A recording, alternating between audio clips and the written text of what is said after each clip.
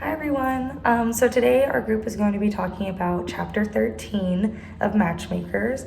The authors made some really interesting points that our group had noted. And so there are 5 main messages that are surrounding new matchmakers. But first I wanted to point out something that's really interesting.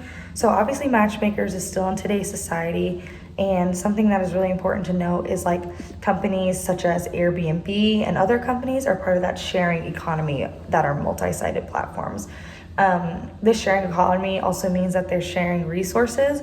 So this is also something really cool that we will learn about in this chapter. So one thing that I wanted to note before we get started is that even though this may be something that may be slower than people think are developing, it's still something that is developing and it's changing.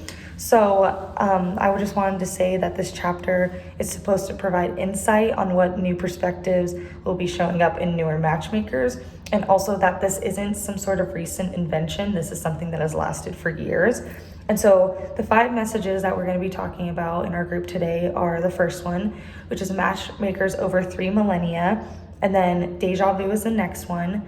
Turbocharging is the next section. The end of history is also a main point, and the matchmaker new discovered species. So we will get started in matchmakers over 3 millennia. So matchmakers have been around for millennia. Some of them were even part of the sharing economy in years past. The first multi-sided platform likely started several millennia ago. And people started engaging in bartering and organizing in marketplaces, and those kind of things still exist today, but this started years and years ago, and the authors note that. And even more than 2,000 years ago, there was trading going on in Athens that helped surround the people that were surrounding the Mediterranean and allowed trade and all sorts of things, which is again what started a lot of the matchmakers.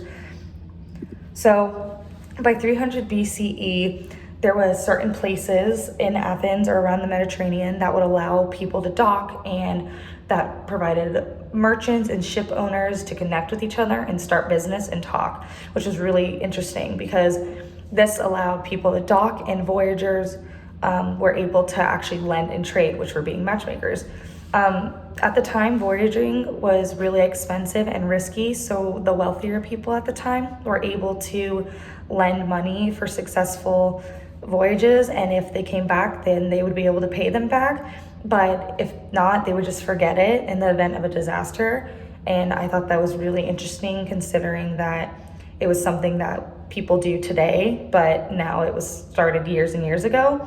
And then this also provided a place for wealthy individuals and voyagers to find each other and do deals and start up a business. So the matchmakers would be between traders and ship owners.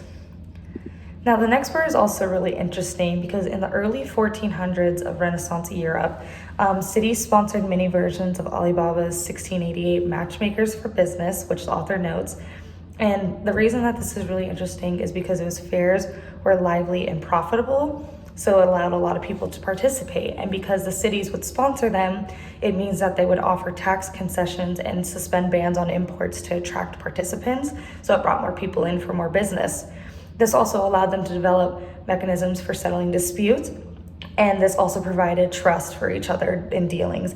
This is really important, and it's kind of crazy to think that this started years and years ago, considering that this is how we run business now. We build trust with people, we figure out disputes, and we learn.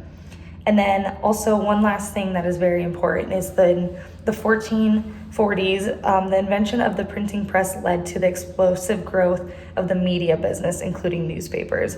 That is crazy to think that that was the booming media, considering the kind of media we have today. So before 1800, print newspapers had begun to publish classified ads. You see ads everywhere now, which is so crazy to think.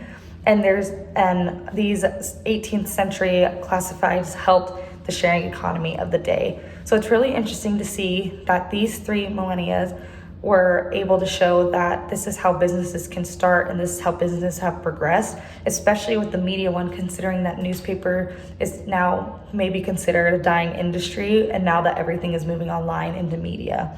It's really important to remember that in matchmakers that, again, as I noted before, everything is changing, and it may be slower or faster than you think, but it still is showing that from even way back when that we can still be building and we can still be learning and progressing through the industry.